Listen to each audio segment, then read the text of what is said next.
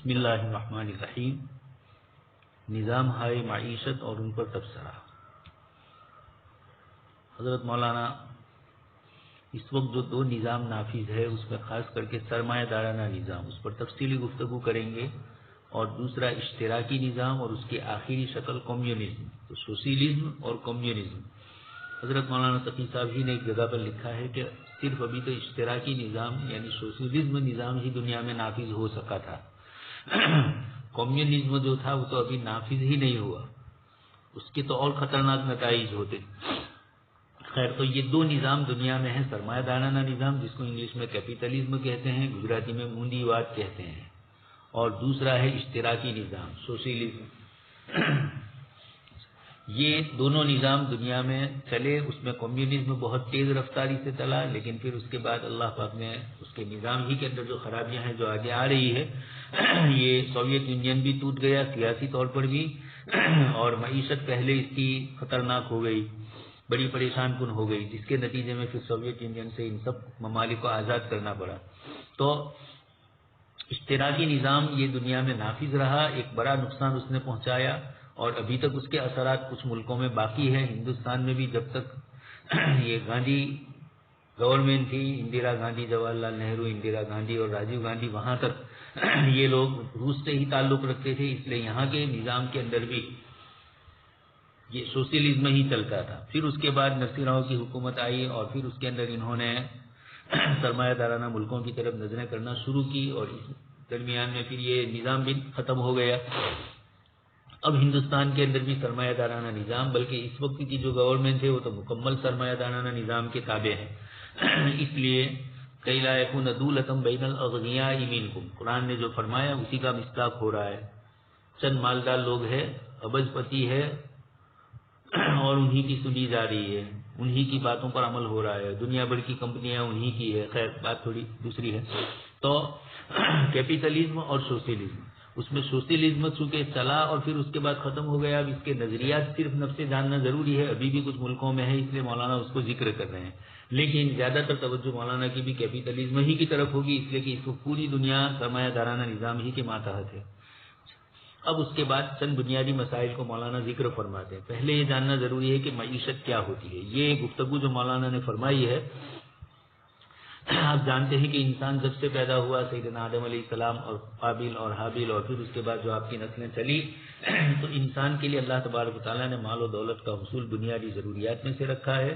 کھانے پینے کی ضروریات وغیرہ، زندگی کی دوسری ضروریات، سردی گرمی، مکان تعمیر کرنا، کپڑے وغیرہ استعمال کرنا، روٹی کپڑا مکان، یہ تین بنیادی ضروریات میں گنے جاتے ہیں.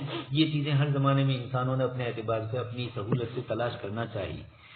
پھر اس کے بعد کچھ حکومتوں کا نظام بنا دنیا میں، اور الگ الگ سرکاریں بنی، تو انہوں نے بھی اپنے اعتبار سے ان چیزوں کو ذکر کیا. لیکن عمومی طور پر یہ آزاد رہا انسان کاروبار وغیرہ چیزوں کے اندر. اب یہ ہوا کہ مذاہب بھی اس میں آتے گئے. اللہ تبارک تعالیٰ کی شریعت انبیاء کرام علیہ الصلوۃ والسلام لے کر آئے، انہوں نے بھی ان چیزوں میں ان کی رہنمائی کی. وَإِلَىٰ مَدْيَنَ أَخَاهُمْ شُعَيْبًا قَالَ يَا قَوْمِ اعْبُدُوا اللَّهَ، اور پھر اس کے بعد آگے ہے وَلَا تَنقُصُوا الْمِكْيَالَ وَالْمِيزَانَ وَيْلٌ لِّلْمُطَفِّفِينَ الَّذِينَ إِذَا اكْتَالُوا عَلَى النَّاسِ. اس قسم کی جو آیتیں، اور اسی طریقے سے دوسری بہت ساری آیتیں ہیں، آیت مدائنہ ہے. یہ اس طرح تجارت اور معیشت کے اصول اور ضابطے قرآن کریم نے ذکر فرمائے. اب دو طریقے رہے. وہ انسان جو خدا کو مانتے ہیں، خدا کی مانتے ہیں، انہوں نے تو اس نظام پہ اپنے آپ کو چلایا، اسلامی پورا نظام اس پر چلا. لیکن اس وقت کی جو دنیا کی دوسری طاقتیں تھیں، دنیا کے دوسرے ممالک تھے، ایران ہو، روم ہو، یہ اپنے اپنے اعتبار سے اپنے حلال اور حرام کی تمیز کیے بغے ہوئے نظام سے چلتے تھے، اور اس کے نقصانات بھی ہوتے تھے.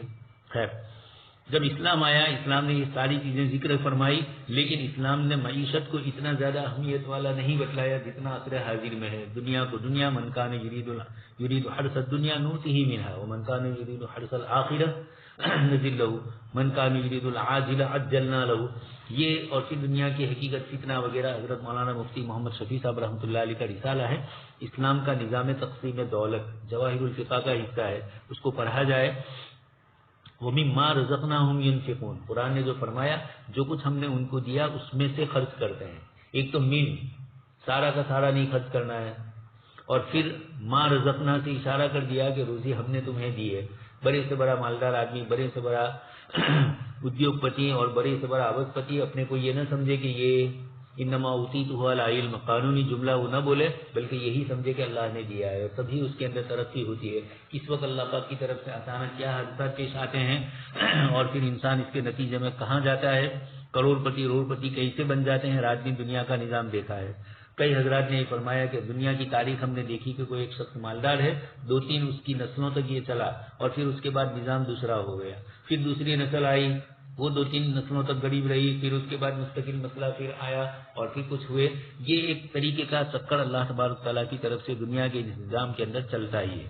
تو معیشت یہ ایک لفظ بولا جاتا ہے اصطلاح کے اندر، اور اسی کو آگے معاشیات اور پھر اسی کو اکنامکس بولا جاتا ہے، ارتھ تنتر بولا جاتا ہے۔ یہ مولانا تھوڑی مختصر وضاحت کرتے ہیں کہ ان اکنامکس کا لفظ اس وقت بولا جاتا ہے، اصل تو ہے معیشت کا لفظ، لیکن عمومی طور پر اسی کو انگلش میں اکنامکس کا ترجمہ یہ کیا ہے معاشیات۔ تو اکنامکس کا ترجمہ معاشیات نہیں ہے، بلکہ اس کا ترجمہ ہے اقتصادیات، اور قصد کا منع میانہ روی، گویا کفایت شعاری سے کام لیا جائے۔ یہ ایک بڑا تصور ہے جس کو مارکس نے پیش کیا تھا، اور پھر اس کو جھوٹا پیغمبر کہا گیا۔ اس نے یہ نظام دنیا میں بتلایا کہ دیکھیے انسانی آبادی جو بڑھ رہی ہے وہ 1، 2، 4، 8، 16، 32، 64 یہ ڈبل کرتے جاؤ، اس طریقے سے انسانی آبادی بڑھتی ہے دنیا میں، اور زمین جو ہے وہ محدود ہے، زمین کی کوئی اس طریقے سے زمین بڑھتی نہیں ہے، جتنی ہے وہی رہتی ہے۔ اس نے یہ کہا کہ جب انسانی آبادی بڑھے گی، برتھ کنٹرول کا جو تصور لایا وہ یہی لایا تھا، ضبط ولادت کا، اور اس تصور کے پیچھے اس کا یہی مقصد کہنا تھا وَلَا تَقْتُلُوا أَوْلَادَكُمْ خَشْيَةَ إِمْلَاقٍ، قرآن نے بھی یہ فرمایا۔ اس کا یہ کہنا تھا کہ انسانی آبادی یہ بڑھتی جا رہی ہے، اور اس کے مقابلے کے اندر زمین وہی ہے، تو ایک زمانہ ایسا آئے گا کہ انسانی آبادی بڑھ جائے گی اور لوگوں کو روزی کا مسئلہ پیدا ہوگا، اور اس طریقے سے انسانی آبادی کے اندر پریشانی آئے گی۔ یہ اس نے اپنے اعتبار سے کہا تھا آج سے 200 سال پہلے، لیکن اس کے بعد دنیا کے نظام میں اللہ تبارک تعالیٰ کی طرف سے بھی تبدیلی آئی۔ وہ یہ نہیں دیکھ رہے ہیں کہ پہلے ہم لوگ جو کھیتی باڑی کے اندر بھی اللہ پاک کی طرف سے نئے نئے آلات ایجاد ہوئے۔ پہلے سال میں کاشتکار صرف پانی کے اوپر، بارش کے اوپر بھروسہ کرتا تھا، جہاں نہریں اور کنویں وغیرہ ہوتے ہیں وہاں والے اس پر اعتماد۔ پھر اس کے بعد ترقی ہوتی گئی چیزوں کے اندر بھی، پہلے ہمارا ٹماٹر چھوٹا سا ہوتا تھا اور دوسری چیزیں بھی اس طرح چھوٹی ہوتی تھی، اور اب آپ دیکھ رہے ہیں کیسی بڑی بڑی چیزیں اور کتنی فاسٹ، کتنی تیز رفتاری کے ساتھ چیزیں ہیں کھیتی باڑی کے اندر اور دوسری چیزوں کے اندر۔ ایسے ایسے حالات نکلے کہ جس کی وجہ سے آپ پہلے بچپن میں مثال سن چکے ہیں فارسی کی، یک انار وسط بیمار۔ ہم لوگ چھوٹے تھے تب تو یہی یک انار وسط بیمار تھا، لیکن عصر حاضر میں دیکھ رہے ہیں 12 مہینے کچھ فروٹ تو ایسے ہوتے ہیں کہ جو سیزن کے ہوتے ہیں، لیکن 12 مہینے وہ فروٹ ملتے رہتے ہیں، یا ایک بڑا حصہ 12 مہینوں میں سے ایک بڑی مقدار میں وہ چیزیں ملتی ہے۔ تو یہ کیسے اور کہاں سے آ رہی ہے؟ انسانوں نے آگے طلب و رسد کا نظام آ رہا ہے، ڈیمانڈ اینڈ سپلائی والا، اس نظام کے ماتحت دنیا میں رات دن دیکھ رہے ہیں جن چیزوں کی جن علاقوں میں ضرورت ہے اس سے زیادہ ہو گئی۔ ہم لوگ چھوٹے تھے، ٹنکاڑی کے اندر ایک لاڑی ہوتی تھی جس کے اندر فروٹ وغیرہ بیچا کرتے تھے صاحب۔ ہم لوگ چھوٹے تھے تو دیکھتے تھے کہ پورے گاؤں میں ایک ہی لاڑی، اور اس کے اندر وہ خربوز اور اس طرح کی موسم کے جو پھل وغیرہ ہوتے تھے اس کو لے کر وہ آتے تھے گرمی کے دنوں میں، لیکن بکتا نہیں تھا، پیسے ہی لوگوں کے پاس نہیں تھے، تو اس طریقے کا حال ہوتا تھا۔ اور اب اتنی دکانیں ہو گئی، لوگوں کا بروز اور دوسری جگہ پر جانا ہوا اور وہاں سے بھی چیزیں لے کر آتے ہیں، پھر بھی ڈھیر کے ڈھیر لگے ہوئے ہیں۔ تو مارکس نے جو چیز پیش کی تھی اس نے یہ کہا تھا، وہ یہ نہیں جانتا تھا کہ ان زمینوں کے اندر کس طریقے سے کھاد وغیرہ کا نظام ہوگا، پانی کا نظام ہوگا، اور نئے نئے پکانے کے بیج نئے انداز سے آئیں گے، اور اس کی روشنی کے اندر کتنی پیداوار زیادہ ہوگی۔ اللہ پاک نے فرمایا کہ ہم نے اندازہ لگایا ہے، الا یعلم من خلق وهو اللطیف الخبیر، جس ذات نے پیدا کیا وہ نہیں۔ تو خیر بتلانا مجھے یہ ہے، یہاں بات تھوڑی دور جا رہی ہے کہ اقتصاد کا جو لفظ ہے یہ ایک فکر ہے، ایک سوچ ہے، اس لیے اقتصاد کا لفظ بولا گیا اور اکنامک کا لفظ بولا گیا۔ تو اقتصاد کا مفہوم یہ ہوا کہ اس کے پیچھے مولانا جیسے فرماتے ہیں، اس لفظ سے یہ بات نکل رہی ہے کہ یہ مفروضہ تمام معاشی افکار میں تسلیم کیا گیا کہ انسانی ضروریات اور خواہشات انسانی وسائل کے مقابلے میں زیادہ ہے۔ انسانی خواہشات اور ضروریات، مولانا نے خواہشات کا لفظ بھی بڑھایا، اس لیے کہ عصر حاضر کے اندر ضروریات کے مقابلے میں خواہشات تحصیلیات وغیرہ کثرت سے آ رہی ہے۔ اسی لیے پھر مسئلہ پوچھا جاتا ہے کہ کسی کے گھر میں ٹی وی ہے، کسی کے گھر کے اندر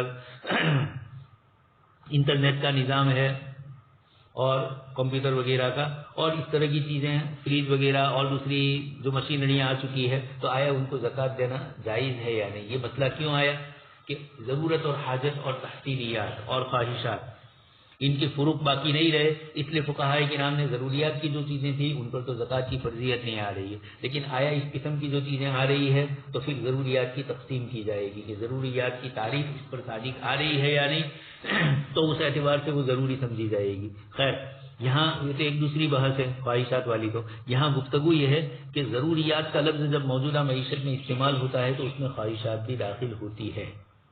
ضروریات سمجھ لیا کہ ٹی وی کے بغیر تو چلے گا ہی نہیں، کمپیوٹر کے بغیر چلے گا ہی نہیں، موبائل کے بغیر چلے گا ہی نہیں، اور بھی دوسری مشینریاں وغیرہ گھروں میں جو استعمال کی ہوتی ہے، ان تمام کے مطابق تو غرض انسانی وسائل محدود ہے۔ اس لفظ اکنامک سے بھی یہی معلوم ہوتا ہے کہ ہماری تنخواہیں اور ہماری جو آمدنیاں ہیں وہ محدود ہے، اور اس کے مقابلے میں جو ہماری ضروریات اور خواہشات ہیں وہ زیادہ ہے۔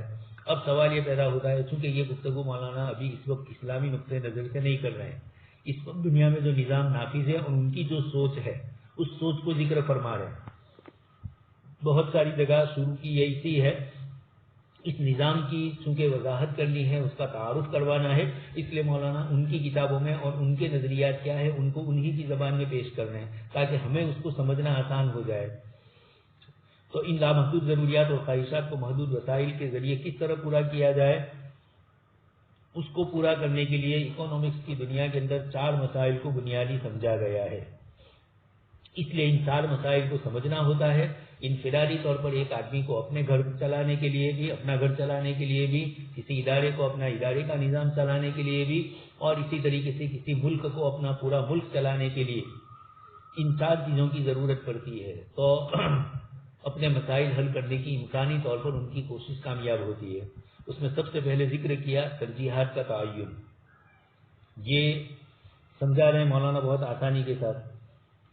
اس کا خلاصہ ہے کہ انسانی ضروریات اور خواہشات بے شمار ہے اور ان کے مقابلے میں مسائل محدود ہے۔ یقینی بات ہے، ایک آدمی کی 10,000، ایک عالم صاحب کی 10,000، 15,000، 20,000 تنخواہ ہے، اور اس کے مقابلے میں مہینے کا خرچہ ان کا 20,000، 25,000 سے اوپر جا رہا ہے، تو اب کیا کریں گے وہ؟ یقینی بات ہے کہ رات دن فارغ ہونے کے بعد آپ کو بھی اس سے سابقہ پڑے گا، تو جو بنیادی ضرورت کی چیز ہوگی اس کو پہلے اپنائیں گے، اور جو چیزیں دوسرے نمبر کی ہوگی ان کو جب موقع ملے گا، جب پیسہ آئے گا تب کریں گے۔ اب مثلا بیوی تقاضا کر رہی ہے فریج لانے کا، بیوی تقاضا کر رہی ہے واشنگ مشین لانے کا، اور اس طرح کی دوسری مشینریاں گھروں میں جو ہوتی ہے مختلف قسم کی، تو ان کے لیے یہ درخواست کرے گی تو شوہر یہی کہے گا کہ ابھی تو بنیادی ضروریات پوری کرنی ہے، اور تھوڑا کچھ بچا کر یا پھر بعد میں کسی سے قرضہ لے کر اگر ضرورت پڑی زیادہ مشینری کی، کسی کی زیادہ ضرورت ہے تو اس کے لیے اس کو اپنایا جائے گا۔ اب فریج ہے مثلا ضروریات زندگی کا ایسا جزء العین سب بنا دیا ہے، تو اس کی بنیاد کے اوپر اس کی ضرورت ہوگی تو بنیادی طور پر اس کے لیے یہی کوشش کی جائے گی، دوسری چھوٹی چیزوں کو قربان کر کے اس کے پیچھے پیسہ خرچ کیا جائے گا، یا پھر قرضہ لیا جائے گا، لیکن قرضہ کوئی علاج نہیں ہے۔ اس لیے حضرت علامہ سید سلیمان ندوی رحمۃ اللہ علیہ فرماتے ہیں کہ آمدنی پر ہمارا کنٹرول نہیں ہے، لیکن خرچے کے اوپر ہمارا کنٹرول ہے۔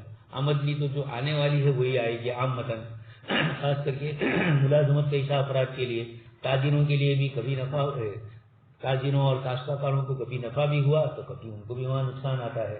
ان کی محدود تنخواہ ہے اور دوسرا کوئی ذریعے معاش نہیں ہے اور ترقی نہیں ہو رہی ہے، تو یقیناً ہے کہ ان کو اسی میں سیٹنگ کرنا پڑے گا۔ تو ترجیحات کے تعین میں یہی ہوگا۔ مثال مولانا دے رہے ہیں، مثلا میرے پاس 50 روپے ہیں، ان 50 روپے سے آٹا بھی خرید سکتا ہوں، کپڑا بھی خرید سکتا ہوں، کسی ہوٹل میں بیٹھ کر ناشتے وغیرہ بھی کر سکتے ہیں، یہ 4-5 آپشن میرے پاس ہے۔ اب یہ 50 روپے ان میں سے کس کام پر خرچ کروں؟ یقینی بات ہے کہ جو سب سے ضروری ہوگا کھانا، اس کے لیے خرچ کیا جائے گا۔ ان کو ترجیحات کا تعین کہا جائے گا۔ انفرادی طور پر ایک آدمی کو اپنی تنخواہ میں اس طریقے سے کچھ چیزوں کو ترجیح دے کر انہی کے پیچھے روپیہ خرچ کرنا ہوتا ہے، دوسری چیزوں کو بعد کے دوسرے موقع کے لیے رکھا جائے گا، تو یقینی بات ہے کہ جو سب سے بنیادی ضرورت ہوگی اس کو ترجیح دی جائے گی۔ یہ مسئلہ مولانا فرماتے کہ ایک انسان کو پیش آتا ہے، اسی طرح پورے ملک اور حکومت کو بھی پیش آتا ہے۔ انہوں نے اپنے اعتبار سے مثال دی، یہی حال ہندوستان کا بھی ہمارے لیے ہے۔ کچھ قدرتی وسائل ہے، زمین کے اندر سے نکلنے والی چیزیں، کچھ انسانی وسائل ہے جو ملک کو فائدہ پہنچاتے ہیں، کچھ معدنی وسائل ہے وہی زمین کے اندر سے نکلنے والی چیزیں، کچھ نقد وسائل ہے، روپیے پیسے آ رہے ہیں حکومت کو، ٹیکس وغیرہ، اور اسی طریقے سے اسٹیمپ پیپر کے پیسے، اس طرح جو ٹیکس وغیرہ سے روپیہ آتے ہیں، یہ سارے وسائل محدود ہے۔ ملک کی مجموعی جو ملک کا خرچہ ہے اس کے مقابلے کے اندر یہ وسائل محدود ہے، تو اب ملک کیا کرے گا؟ متعین کرنا پڑے گا ان وسائل کو کس کام میں صرف کیا جائے۔ اگرچہ آج کل دوسری شکل اپنا لی ہے، ورلڈ بینک سے آگے اس کا بھی تذکرہ آ رہا ہے سودی قرضے لینے کی، لیکن اس سے کسی ملک کی معیشت میں کوئی فرق نہیں پڑتا ہے، بلکہ ملک اور نقصان میں ہوتا ہے۔ اس لیے بنیادی کوشش یہ کی جائے کہ ملک کے جو یہ ہمارے پاس وسائل ہے، ان وسائل سے استعمال کرتے ہوئے بنیادی ضروریات کو پورا کیا جائے، اور اسی لیے آپ دیکھ رہے ہیں بنیادی ضروریات بھی پوری نہیں ہو رہی ہے، تو اسی کے ساتھ دوسری بنیادی ضروریات، ہاسپٹلیں وغیرہ ہندوستان میں کم ہے، اس کی وجہ یہ خاص کر کے حکومت کے ماتحت چلنے والی، اور اسی طرح سڑکیں وغیرہ ان کا نظام بھی اب آہستہ آہستہ تھوڑا بڑھ رہا ہے، لیکن وہ بھی ورلڈ بینک سے مدد لے کر ہی ہو رہا ہے۔ ریلوے کے جو پروجیکٹ ہے، وصل و وسائل، اس لیے کہ یہ جتنے وسائل زیادہ ہوں گے اتنا روزگار کا ذریعہ بھی آسان ہوگا، تو ہائی وے کی سڑکیں بنانی پڑے گی، ریلوے کی ٹرین کا مسئلہ، ہوائی جہاز کا، پانی کے جہازوں کا مسئلہ، یہ وہ چکر ہے جس سے ملک کی معیشت آگے بڑھتی ہے۔ اس لیے کوشش یہ کی جاتی ہے، لیکن جہاں کسی ملک میں تنخواہ دینے ہی کے پیسے نہ ہو تو وہ ملک اپنی دوسری جو آگے ترقی کا لفظ آ رہا ہے اس ترقی کے پیسے کیسے خرچ کرے گی؟ تو خیر گفتگو یہ ہے کہ آپ کے پاس آپ کی آمدنی محدود ہے تو آپ اس کی بنیاد پر یہ کریں گے کہ آپ اپنی ترجیحات کو بھی محدود کر دیں گے۔ دوسرا مسئلہ ہے وسائل کی تخصیص۔ وسائل پیداوار ہیں، سرمایہ ہے، محنت ہے، زمین ہے۔ سرمایہ کا لفظ مولانا نے یورپی اعتبار سے ذکر کیا، آگے اس پر بحث آئے گی۔ سود اور غیر سود کا جو فرق ہو رہا ہے، ہم یہ کہتے ہیں کہ انسان محنت کرتا ہے تو اس کو اس کی مزدوری ملتی ہے، تجارت کرتا ہے تو اس کو اس کا نفع ملتا ہے، زمین ہے، مکان ہے تو اس کو اس کا کرایہ ملتا ہے، لیکن پیسوں کو اس کا کرایہ ملے، یہ دونوں کے درمیان فرق ہے، پیسے میں اور چیزوں میں۔ آگے اسی پر بحث مولانا کریں گے، لیکن وہاں سرمایہ کا لفظ بھی آئے گا۔ ہمارے اور سرمایہ دارانہ نظام کے درمیان جو فرق پڑ رہا ہے کاروباری دنیا کے اندر وہ یہی ہوتا ہے۔ یہ حضرات وسائل کے اندر سرمایہ کو بھی گنتے ہیں، ہم سرمایہ کو گنتے ہیں لیکن اس کا نفع سرمایہ کو نہیں ملے گا، سرمایہ دار کو دیتے ہیں۔ یہ سرمایہ دار کو بھی دیتے ہیں اور سرمایہ کو بھی دیتے ہیں۔ اب یہ کہہ رہے ہیں پہلا تو ترجیحات کا تعین، خرچ کرنے کے لیے کن کن چیزوں کے لیے روپیہ استعمال کیا جائے، اور اب یہ ہے کہ ہمارے پاس جو وسائل ہے، ایک آدمی کی کھیتی بھی ہے، وہ کچھ ملازمت بھی کر لیتا ہے، کوئی اور کاروبار بھی کر لیتا ہے، تو یہ سارا جو کچھ کاروبار اور یہ ادھر ادھر سے جو وسائل اس کے لیے آئے، ان وسائل میں بڑھوتری کیسے؟ جیسے آپ دیکھ رہے ہیں کاشتکاروں کو، ابھی آ رہا ہے اخبارات کے اندر بھی کہ آئندہ کپاس کی قلت ہوگی، اس لیے کہ گزشتہ چند سالوں سے کپاس کا بونا کم کر دیا گیا، روئی کا، اور اس کے مقابلے کے اندر دوسری چیزیں آ رہی ہیں، تو ملک میں جس چیز کی پیداوار زیادہ ہوگی اور جو ضرورت والی چیز ہوگی اس کے حساب سے اس کی قیمتیں ہیں۔ اب جو چیز استعمال ہی نہیں ہوئی تو اس کی قیمت نہیں ہوتی، یہ اللہ پاک کی طرف سے فطری نظام ہے۔ تو زمین ہے، ایک انفرادی طور پر ایک آدمی کے پاس 5-10 بیگھے زمین ہے اور کچھ ذریعہ آمدنی نہیں ہے، تو یقینی بات ہے کہ وہ اپنے اس کھیت میں ہی سے کما رہا ہے پورے سال بھر کا، تو یہ کوشش کرے گا کہ کس طریقے سے زیادہ مجھے آمدنی ملے۔ اسی طرح ایک ملک بھی یہ کرے گا، ملک کو بھی جو ذرائع ہیں آمدنی کے وسائل ہیں، ان وسائل میں جو وسائل زیادہ نفع بخش ہوں گے ان وسائل کی طرف توجہ دی جائے گی، اور جو وسائل ایسے ہیں کہ محنت اور نفع دونوں برابر ہو رہا ہے، کچھ فائدہ نہیں ہو رہا ہے، تو آدمی ایسی چیز نہیں کرے گا۔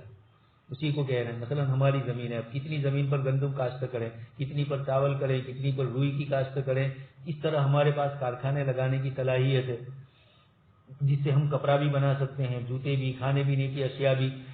اور کتنے کارخانوں کو کپڑا بنانے میں استعمال کریں، کتنوں کارخانوں کو جوتے میں. ہندوستان تو سرمایہ دارانہ ملک ہے، اس لیے یہاں ہر انسان کو مجبور نہیں کیا جاتا ہے، لیکن جن ملکوں کے اندر کمیونسٹ نظام تھا وہاں انسانوں کو مجبور کیا جاتا تھا. چائنا نے تھوڑی اس کی شکل بدل دی اور اس لیے وہ کامیاب ہے. اس میں من وزن سرمایہ دارانہ نظام بھی اس کے ساتھ شامل ہے، اور من وزن انہوں نے کمیونزم والا نظام بھی تھوڑا کچھ رکھا. انہوں نے روزی روزگار کے ذرائع کے لیے تو عموم رکھا، لیکن جب ان کو بنانے کی بات آئی اور اپنے ملک میں، تو اپنے ملک میں محدود طریقے سے الگ الگ چیزیں بنانے کے الگ الگ ٹھیکے دے دیے، تاکہ دنیا، چونکہ وہ تو ایسا ملک ہے جو پوری دنیا میں چیزیں سپلائی کر رہا ہے. تو روس اور چائنا اگرچہ دونوں کمیونزم نظام والے تھے، لیکن روس نے کمیونزم نظام کے پرانے کارل مارکس اور لینن کے نظریے کو باقی رکھا، اسٹالین کے نظام کو مضبوطی والا باقی رکھا، دادا گیری اور ظلم اور زیادتی والا. تو ایک مدت کے بعد وہ ختم ہو گیا. چائنا نے تھوڑی اس کے اندر ڈھیل دی اور اس نظام کو تھوڑا منظم طریقے سے چلایا، تو سرمایہ دارانہ نظام کی جو خرابیاں ہیں وہ ان کے یہاں کم آئی، اس لیے کہ سرمایہ دارانہ نظام کا وہ حامل کم تھا. اور اسی طریقے سے کمیونزم نظام کی، اشتراکی نظام کی جو خرابیاں تھیں وہ بھی وہاں کم آئی. اس طرح بین بین کی راہ نکال کر اس نے دنیا میں اپنے کاروبار کو چلایا. یہ ہر ملک کی یہ ضرورت پیش آتی ہے کہ جو وسائل ہمارے پاس ہیں ان سے چیزوں میں نفع کس طرح کیا جائے. اس لیے جن چیزوں کے اندر نفع زیادہ ہوگا انہی کے کارخانے لگائیں گے. یا ملک کو ضرورت ہے دوسرے ملک سے چیز منگوانی پڑتی ہے، ہر چیز ہر ملک میں پیدا ہو یہ ضروری نہیں، لیکن اللہ پاک نے ہندوستان کو ایسا بنایا ہے، سونے کی چڑیا جو مسلم دور حکومت اس کو کہا گیا دور حکومت میں، اس کے پیچھے بات یہی تھی کہ وسائل پیداوار اللہ پاک نے اس ملک کو بہت دیے ہیں. صحیح استعمال کرنے کا طریقہ نہیں آتا ہے، صحیح منظم طریقے سے چلا نہیں رہے. اور پھر تجارت کو اتنا عام رکھا تھا ہندوستان نے، ہندوستان مرکز تھا مشرقی ملکوں سے مغربی ملکوں تک پہنچنے کا، اور مغربی ملکوں کی چیزیں مشرقی ملکوں تک پہنچنے کے لیے ہندوستان سے آتی تھی، تو اس کا ٹیکس بھی ملتا تھا، ان چیزوں کا نفع بھی ہندوستانی تاجروں کو ملتا تھا. اس لیے کہا جاتا ہے کہ 28% GDP تھا ہمارا مسلم حکومت کے زمانے میں، بادشاہوں کے زمانے میں. اس کی وجہ یہی تھی کہ ملک میں خوشحالی، ہر چیز ملتی تھی، دوسری جگہ سے آتی تھی، اور چیزوں کا نظام اتنا آسان ہوتا تھا. اور سب سے بڑی چیز ہے کہ انسان بگڑا ہوا نہیں تھا. الا وہی القلب ان فی الجسد لمضغہ، یہ بدلا نہیں تھا. ابھی بھی وسائل تو ہے لیکن چیزیں بدل گئی. انگریزوں نے یہ کر دیا تھا کہ بہت سارے بندر گجرات میں تھے. تاریخ تمدن گجرات حضرت مولانا ابو ظفر ندوی صاحب نے اس کے اندر چھوٹی چھوٹی بندرگاہوں کا ذکر کیا. صرف گجرات میں کتنی بندرگاہیں تھیں، اور اس طرح پورے ہندوستان میں ہزاروں بندرگاہیں تھیں. انگریز نے آ کر ان کو بند کر دیا، مدراس اور بمبئی کو ہی باقی رکھا، اور اس طریقے سے اپنی فیسلٹی، اپنی ضروریات اور اپنی سہولت، اور جہاں ان کا نظام چل سکتا تھا ان نظاموں کے اعتبار سے انہوں نے اس کو محدود کر دیا. اسی سے ہندوستان کی تجارت پر سب سے پہلے اثر پڑنا شروع ہوا. تو پہلا نمبر ہے ترجیحات کا تعین، آپ کن کن چیزوں میں روپیہ خرچ کریں گے.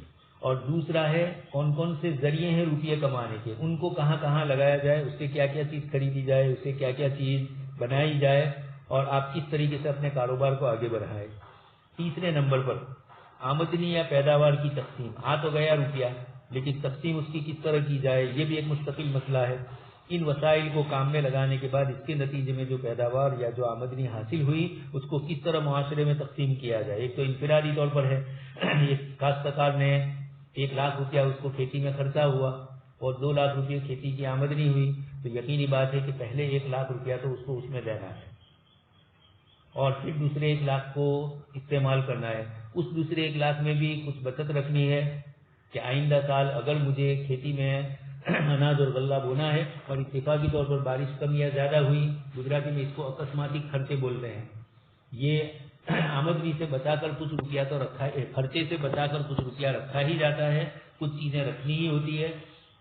اب اگر کوئی یہ سمجھے کہ مجھے 2,00,000 روپئے کھیتی میں ملے تو 2,00,000 نفع سمجھے بیوقوف، حالانکہ 1,00,000 تو اس کو خرچہ ہوا ہے، تو 1,00,000 ہی اس کے پاس رہے گا. وہ 1,00,000 تو خرچے میں نکل گیا، یا لوگوں سے قرضے لیے ہیں تو ان کو ادا کرنا ہے. یہ باقی 1,00,000 کے اندر بھی وہ یہ کرے گا کہ کچھ رقم تو ڈپوزٹ کی شکل میں رکھے گا بینک وغیرہ میں، یا کوئی اور دوسرے کاروبار میں لگائے گا اگر اس کی تھوڑی اور سوجھ بوجھ ہے تو. اور اس طریقے سے ان چیزوں کو استعمال، وسائل کے ذریعے جو آمدنی ہوئی وہ آمدنی اگر کچھ زیادہ ہوئی ہے تو اس آمدنی سے دوسری کوئی چیز آمدنی کا ذریعہ دوسرا تلاش کرے گا. یہ انفرادی طور پر ایک انسان کو بھی کرنا پڑے گا اور اجتماعی طور پر کسی ملک کو بھی کرنا پڑے گا. ایک جگہ سے ان کو نفع ہوا ہے، دوسری جگہ سے کھوٹ ہوئی ہے.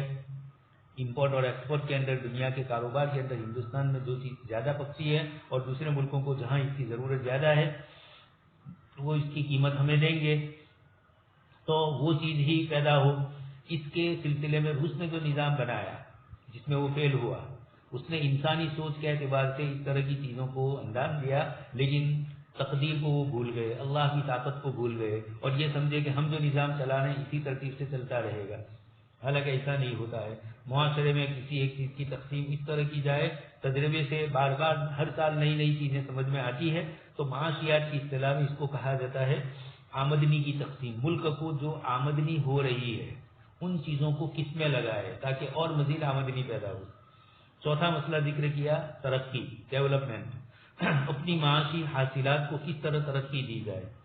یعنی ہندوستان پہلے جب ملک آزاد ہوا تو گیہوں ہمارے پاس نہیں تھے، امریکہ سے آتے تھے. ہم لوگ چھوٹے تھے اس وقت امریکہ کے گیہوں آتے تھے، کلر بھی اس کا عجیب ہوتا تھا، اس لیے کہ وہ جب ہم کو کوئی چیز دے گا تو وہی دے گا جو وہاں کام کی نہ ہو. تو اب یہ ہوا ترقی پذیر اور ترقی یافتہ ممالک میں یہی فرق ہوتا ہے. ترقی پذیر ممالک اپنی آمدنی کے لیے اپنے ملک کی اچھی سے اچھی چیز دنیا کے دوسرے ملک کو دے دیں گے اور اپنے ملک والوں کو گھٹیا یا درمیانی قسم کی چیز ہی استعمال کرنی ہوگی، اس لیے کہ ہندوستان کی مارکیٹ میں وہ دے گا نہیں اور دوسری جگہ سے ضرورت ہے ہمیں، تو وہ ضرورت کی بنیاد پر ہمیں وہاں سے وہ چیز لانی ہے. تو اب تھوڑے کچھ ہم ان کے تابع ہو گئے.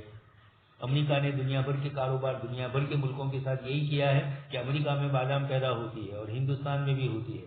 ہندوستان کی ضرورت کے مطابق اس کو بادام مل جاتی ہے اپنے ملک سے یا دوسری جگہ سے سستی ملتی ہے، لیکن ہندوستان کو کسی ایک چیز کی ضرورت ہے جو امریکہ ہی کے پاس ہے، ہتھیار وغیرہ عموماً وہی ہوتا ہے. تو اب یہ کرے گا امریکہ کہ ہماری چیز اگر خریدنی ہے تو ہماری بادام لو اور ہماری قیمت پر لو. ایسا بھی ہوا کسی زمانے میں. یہ اس لیے وہ تو ترقی کریں گے، اس لیے کہ ان کو تو جو چیز ان کے یہاں نہیں بکتی ہے وہ جب ہم ان کی چیز لینے گئے تو ان کے بھاؤ سے وہ چیز ہمیں دیں گے، اور جبکہ ہندوستان میں یہ چیز اس سے سستی مل رہی ہے لیکن مجبور ہو کر حکومتوں کو خریدنی پڑتی ہے. کاروبار کی دنیا میں اس طرح کے اصول اور ضابطے اسے بنا دیے ہیں یہودیوں نے کہ جس سے دنیا کے لوگوں کا خون چوسا جائے. تو اب ترقی ان کی تو ہوگی اور ہم تو وہ ہے، لیکن خیر ہندوستان میں ایسا بھی ہوا کہ ایک زمانے میں ہم خود کفیل نہیں تھے. آج کل جو لفظ بولا جاتا ہے آتم نربھر، تو آتم نربھر کا مطلب ہر آدمی کو اپنی فکر کرنی ہے، حکومت فکر نہیں کرے گی ان کی. چنانچہ یہ اس وقت مطلب سمجھ میں آ رہا ہے. خیر تو ہندوستان میں یہ ہوا کہ پہلے گیہوں دوسرے ملکوں سے لانے پڑتے تھے، پھر ہندوستان میں ترقی ہوئی، کھیتی کو ترجیح دی گئی. حکومتیں ان کے اوپر جو بینکیں ہوتی ہیں ان کو کہتی ہے کہ فلانی پیداوار والوں کو زیادہ سبسڈی دو، تو ان کو سبسڈی اس پر زیادہ ملتی ہے. وہ جو بیج ہوتا ہے وہ بھی تھوڑا حکومت سستا بیچتی ہے تاکہ کسی طریقے سے کاشتکار انہی چیز کو بوئے تاکہ ملک کے اندر یہ وافر مقدار میں ہو، اور ملک اس کو پہلے دوسرے ملکوں سے منگواتا تھا، اب اس کے بجائے خود کی بھی ضرورت پوری ہو رہی ہے اور دوسرے ملکوں کو بیچ رہا ہے. تو جتنی پیداوار آپ کے ملک سے دنیا کے دوسرے ملکوں میں جائے گی اتنا آپ کو نفع ہوگا. تو جن ملکوں کی پیداوار اس طرح جا رہی ہے ان کو صرف ضرورت ہی پوری نہیں ہوتی، اقتصادیات ہی پورے نہیں ہوتے، اس کے ساتھ ساتھ ایک روپیے کی بڑی مقدار ان کے پاس بچ جاتی ہے، اور وہ اتنی بچتی ہے کہ جس سے وہ اپنے ملک کی ترقیات کرتے ہیں. یورپ کے ملکوں نے اسی طرح نظام چلایا. تو اس کا ایک تو یہ ہے کہ ہندوستان سے جو لے گئے تھے سونے کی چڑیا کو جو لوٹ لیا تھا اس کے پر توڑ دیے تھے، وہ ساری کی ساری چیزیں نقش حیات میں حضرت مولانا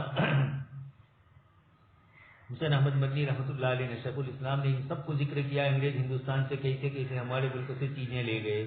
یہی مسلم بادشاہوں اور انگریز حکمرانوں کا فرق ہے. ایسٹ انڈیا کمپنی تاجر بن کر آئی اور حکمراں بن کر بیٹھ گئی. مسلمان یہاں آئے حکمران ہونے ہی کی حیثیت سے لیکن یہاں ہی کے رہ گئے. تاج محل انہوں نے ہندوستان میں ہی بنایا، دہلی کی جامع مسجد، لال قلعہ اور جتنی بھی اس طرح کی بڑی بڑی چیزیں ہیں جن پر روپیہ صرف کیا اور جس کا ایک بہت بڑی مقدار میں ہندوستان کو ٹورسٹ کے نظام میں آمدنی ہو رہی ہے، اسی ملک میں بنائی، یہیں کے ہو کے رہ گئے جبکہ یہ سب کچھ وہاں لے گئے. تو ترقی تب ہوتی ہے جبکہ پیداوار ان کی اپنی ضروریات سے زیادہ ہو اور نفع ان کو ملے، تو پھر وہ ملک میں سوچتے ہیں. ہندوستان میں یہ ہو گیا. اس طرح کی کئی چیزوں میں ہمیں ترقی ہوئی، تو پھر یہ جو روپیہ زائد ہمیں ملا، اس سے ملک میں ہاسپٹلیں بنتی ہے، ملک کی ضروریات کی جو چیزیں، سڑکیں ہیں، پل ہے، اس طرح کی جو ضروریات کی چیزیں ہیں، تعلیم ہے، ڈیفنس کا نظام ہے، ان نظاموں کو پھر بہتر بنایا جاتا ہے۔ تو ترقی کے اندر یہ ہوتا ہے، ایک انسان ذاتی طور پر بھی یہ چاہتا ہے کہ اس سال میں نے کھیتی کی تو مجھے اتنا نفع ہوا یا اتنا کم ہوا، تو کیوں کم ہوا؟ خیر کاشتکار تو پھر بھی بالوزن تقدیر کا تابع ہے۔ علماء فرماتے ہیں سب سے زیادہ توکل کرنے والا کاشتکار ہے، وہ سوکھی زمین میں دانہ ڈالتا ہے، اور پھر زیادہ بارش ہوئی تو گیا وہ، بارش ہی نہیں ہوئی تو سوکھ گیا، یا پھر دوسری مرتبہ اس کو بونے کے لیے رکھنا پڑتا ہے۔ رات دن جانتے ہیں جو لوگ کاشتکار ہوتے ہیں ان کے پاس اناج اور غلہ بونے کے لیے، ورنہ پھر جب ان کے پاس نہیں رہا اور زیادہ بارش ہو گئی اب پھر بونا ہے تو بیج مہنگا ہو جاتا ہے مارکیٹ میں، تو اس کو پریشانی زیادہ ہوتی ہے۔ تو یہ اس طرح کی تمام سہولیات، یہی حال تجارت کرنے والے بھی سوچتے ہیں، ملازمت کرنے والا بھی ترقی چاہتا ہے کہ میری ترقی ہو، مجھے پروموشن ملے، تو یہ وفاداری سے کام کرتا ہے، اور اس کی بنیاد کے اوپر اس کی آمدنی بڑھے تو کچھ گھر میں ترقی ہو سکے، کچا گھر ہے تو تھوڑا پکا ہو جائے۔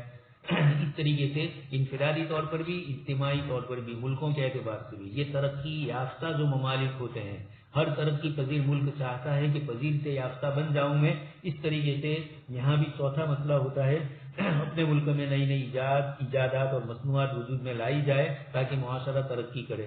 نہیں ہوتا ہے تو دنیا کو مصنوعی طور پر بیمار کر دیا جاتا ہے اور کورونا کا ویکسین بنایا جاتا ہے۔ رات دن اس طرح دنیا بھر کے نظام میں انہوں نے ایسا کیا۔ یہ تو خیر جزوی واقعات ہوتے ہیں، لیکن جو دنیا میں ترقی یافتہ ممالک ہے ان کی ترقی کا رمز دیکھا جائے تو ایک تو یہ ہے کہ جاپان ہے، اور ایک دنیا بھر کے وہ ممالک ہیں انگلینڈ اور فرانس جنہوں نے دنیا بھر کو لوٹا کھایا پیا، امریکہ اور روس جنہوں نے دادا گیری کے ساتھ دنیا کے ملکوں سے چیزیں لے لی، ملکوں پر قبضے کر لیے، اور وہاں کی آمدنی اور پیداوار، یہ ماوراء النہر کے جو ممالک ہے، قزاقستان، تاجکستان، ترکمانستان، ازبیکستان وغیرہ، یہ اللہ پاک نے بڑے شاندار ملک بنائے ہیں، کھیتی باڑی، پیداوار۔ بابر جو آیا اور ہندوستان آ کر اس نے جو وہاں کی مقابلے میں یہ چیزیں دیکھی یہاں کی، تو یہاں کے پھل فروٹ وغیرہ کی بھی اس نے کہا کہ وہاں تو اتنی قسم کے ملتے ہیں اور یہاں کوئی ترقی نہیں ہوئی، تو مسلمانوں نے وہ بھی ترقی کھیتی باڑی میں بھی کروائی اس ملک میں، پھل فروٹ میں بھی مسلمانوں کی ترقی مستقل۔ گجراتی میں کتاب ہم نے لکھ دی ہے، حضرت مولانا علی میاں صاحب نے بھی اردو میں کئی اس طرح کے مضامین لکھے ہیں، سید سلیمان ندوی رحمۃ اللہ علیہ نے ابھی ایک کتاب ان کی آئی ہے، ہندوؤں کی تعلیمی ترقی میں مسلم حکمرانوں کا حصہ۔ مسلمانوں نے ان کو تعلیم و تربیت بھی دی۔ ناگر قوم ہے گجرات میں اور فارسی زبان میں وہ بڑے ماہر تھے، احمد آباد سے شاہد کلیمی صاحب ہے، انہوں نے اس کتاب کو ترتیب دیا ہے۔ اس طرح کی کئی کتابیں انہوں نے ترتیب دی ہے۔ غیر مسلمین کو مسلمان بادشاہوں نے ترقی دے کر ان کو یہ زبانیں سکھلائی، یہ حکومت کی زبانیں تھی، تو کارکن وغیرہ کی ملازمت کی چیزیں ان کو ملتی تھی، یہ اس طرح کے لوگ سیکھتے تھے۔ خیر تو ترقیات، ڈیولپمنٹ، گھر میں بھی انسان انفرادی طور پر چاہتا ہے کہ 2 پیسوں سے 4 پیسے والا بنوں میں، اور کچھ کماؤں تو کچھ گھر کی فیسیلیٹی مجھے ملے، کچھ اچھی سہولیات کی زندگی گزارے، گاڑی نہیں ہے تو گاڑی آ جائے، مکان اچھی قسم کا بنایا جائے، معاشرے کے اندر اپنا ایک مقام رکھنے کے لیے اپنا ایک زندگی کا ایک معیار رکھتے ہیں، یہ سب ترقی ہے۔ تو ہر ملک یہ چاہتا ہے اور ہر فرد یہ چاہتا ہے کہ ترقی، یہ 4 ترتیبیں ہوتی ہے۔ یہ چیزیں ان لوگوں نے، یورپ کے نظام نے جب دنیا کو یہی سمجھ لیا کہ آخرت ہے ہی نہیں، آخرت کے لیے دنیا ہی دنیا ہے، تو انہوں نے اپنے اعتبار سے ان چیزوں کو سوچنا شروع کیا۔ یہ چیزیں آگے مولانا ذکر کریں گے۔ اسلامی معیشت، اسلام کوئی معیشت کا مذہب نہیں ہے، وہ پوری زندگی کا مذہب ہے، معیشت بھی اس کا ایک جز ہے، اس لیے وجعلنا لکم فیہا معائش ومن لستم لہ برازقین، اس طرح کی اور آیتیں قرآن نے ذکر کی، والخیل والبغال والحمیر لترکبوها وزینہ، اور وَيَخْلُقُ مَا لَا تَعْلَمُونَ کے ذریعے دنیا بھر کی ہزاروں قسم کی مشینریوں کا ذکر کر دیا۔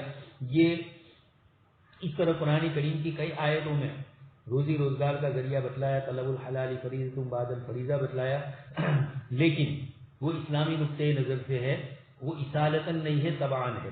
جبکہ آج کی دنیا میں بابر باعث ہوش کے عالم دوبارہ لے، اسی زندگی کو سب کچھ سمجھ لیا، اس لیے ان لوگوں نے یہ جو 4 چیزیں طے کی اور اسی کے اوپر پوری زندگی کا پہیہ گھوم رہا ہے۔ دنیا بھر کے تمام ملک، ترقی پذیر، ترقی یافتہ ممالک اور غریب ملک، تیسری تھرڈ ورلڈ کے جو ممالک ہیں، ان کے متعلق بھی آپ دیکھیں تو ایسا ہی ہوتا ہے۔